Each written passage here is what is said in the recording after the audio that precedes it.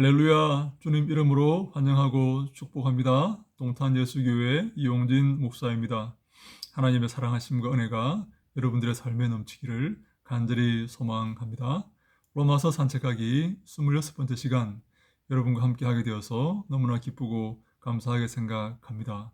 오늘 함께 볼 말씀은 로마서 2장 9절로 11절 말씀입니다.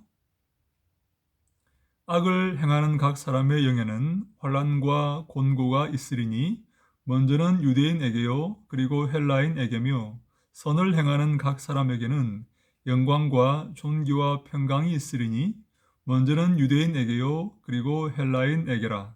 이런 하나님께서 외모로 사람을 취하지 아니하심이라. 아멘.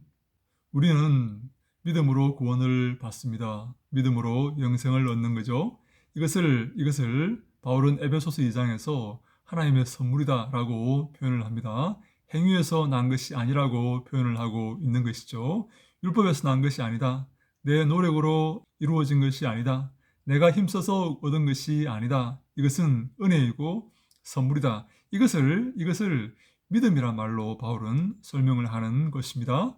믿음으로 구원받았다.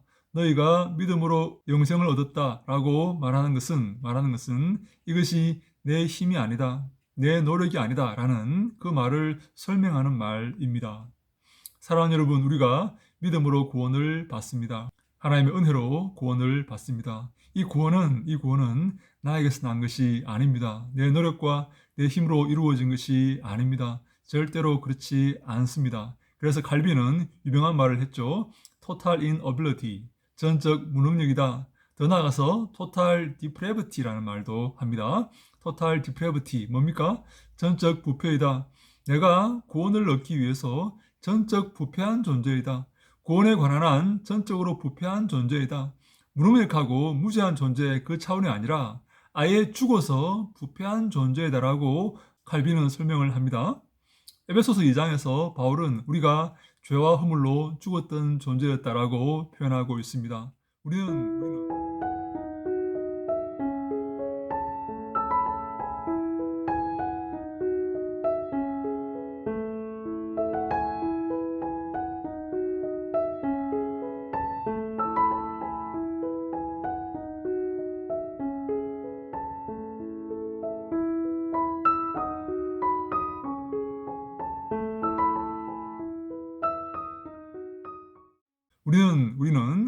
구원에 관한 한, 영생에 관한 한, 하나님의 자녀됨에 관한 한, 천국의 시민됨에 관한 한 전적으로 부패했던 존재이다. 전적으로 죽었던 존재다라고 성경은 선포하고 있는 것입니다. 그래서 하나님의 은혜로 구원을 받는 것이죠. 하나님의 선물로 구원을 받는 것이죠. 완전히 죽었던 상태에서 하나님께서 깨우셔서 우리를 알게 하시고 우리에게 구원을 선물로 주신 것입니다. 그런데 우리가 믿음으로 구원받고 선물로 구원받았다면 남은 인생을 어떻게 살아가야 할까요? 어떻게 사는 것이 옳은 삶일까요? 어떻게 사는 것이 믿음으로 은혜로 선물로 우리에게 구원을 주신 그 하나님이 보시기에 합당한 삶의 자세일까요? 그것은 선을 행하며 살아가는 것입니다. 주님을 닮아가는 것입니다. 여기에서 문제를 제기하는 사람이 있어요. 우리가 믿음으로 구원받았다면 내 마음대로 살아도 되느냐? 우리가 은혜로 선물로 구원받았다면 내 힘과 내 능력이 아닌 하나님의 도우심으로 구원받았다면 남은 인생을 기뻐하며 즐거워하며 사는 것은 좋은데 내 마음대로 죄를 지으며 살 수 있는가 하는 문제를 제기하는 것이죠. 여기에서 이단이 등장합니다. 초대교회로부터 많은 이단들이 이 문제에 걸려 넘어져서 이단으로 빠지게 되는 것입니다. 내 마음대로 살아도 되겠네. 왜? 구원이 내게서 시작한 것이 아니기 때문에 그렇다는 것입니다. 하나님의 은혜로 구원이 주어졌기 때문에 남은 인생 내 노력과 내 능력이 아닌 하나님의 선물로 주어진 구원이기 때문에 그 구원을 믿고 의지하면서 내 마음대로 살아도 된다는 그런 생각을 하게 되는 것입니다. 이것은 큰 잘못된 생각입니다. 우리가 하나님의 은혜로 구원받았습니까? 믿음으로 구원받았습니까? 선물로 구원받았습니까? 그렇다면 남은 인생을 주님이 기뻐하시는, 주님께 영광 돌리는 삶을 살아야 합니다. 그것이 당연한 것입니다. 부모님이 나를 낳아 주었습니까? 나를 길러 주었습니까? 그래서 키워 주었습니까? 이제 내 마음대로 살아도 됩니까? 그렇지 않습니다. 부모님의 그 낳아 주심과 키워 주심과 길러 주심에 합당한 삶을 살아야 합니다. 부모님이 기뻐하시는 삶을 살아야 하는 것이죠. 이것은 동서고금의 모든 도덕의 기초가 된다라고 말씀을 드릴 수가 있는 것입니다. 하나님이 나를 구원하셨습니다. 은혜로 구원하셨습니다. 선물로 구원하셨습니다. 나를 살려주셨습니다. 그렇다면 남은 인생을 내 마음대로 살아도 되겠습니까? 그렇지 않습니다. 하나님을 사랑하는 마음으로 주님이 기뻐하시는 삶을 살아야 되는 것이죠. 그래서 오늘 본문에 바울이 그토록 이신칭의를 강조하면서 바울이 악을 행하는 자에게 환난과 곤고가 있으리니 먼저는 유대인에게요 그리고 헬라인에게며라고 말하고 있습니다. 악을 행하면 안 된다는 것입니다. 내 마음대로 살아서 안 된다는 것입니다. 어떻게 살아야 한다고요?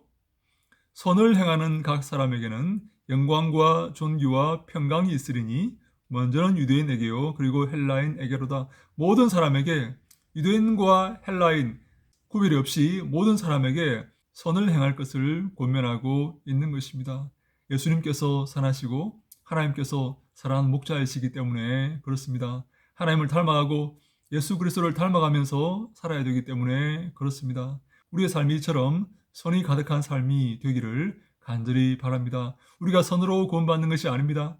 내 행위로 구원받는 것이 아니에요. 그러나 구원받은 사람은, 하나님의 자녀된 사람은 하나님을 닮아가야 되고 하나님의 그 속성인 선함을 배워가며 선함을 실천하는 삶입니다. 사랑하는 여러분, 하나님은 우리를 외모로 판단하지 아니하십니다. 돈이 많은 사람, 키가 큰 사람, 잘생긴 사람, 멋진 사람, 지위가 높은 사람, 이것으로 판단하는 것이 아닙니다. 우리의 삶의 모습을 보시고 우리를 판단하십니다. 여러분, 악을 행하십니까? 아니면 선을 행하십니까? 악한 사람들의 꼬임에서 함께, 그들과 함께 악을 행하면서 악을 즐기면서 이 땅의 쾌락을 즐기면서 살아갑니까? 아니면 하나님을 사모하며 하나님을 닮아가며 선한 삶을 살아가고 있습니까? 남은 인생 주님이 기뻐하시는 삶을 살아서 주 앞에 설 때에 잘하였다, 착하고 충성된 종아, 칭찬받는 우리 모두가 다 될 수 있기를 간절히 바랍니다. 저는요, 많은 성도들이 마지막 때가 되어가면서 마음이 강팍해지고 사랑이 식어지고 서로 미워하는 것을 보고 있습니다. 많은 자들이 그렇습니다. 서로 미워하는 것을 보게 됩니다.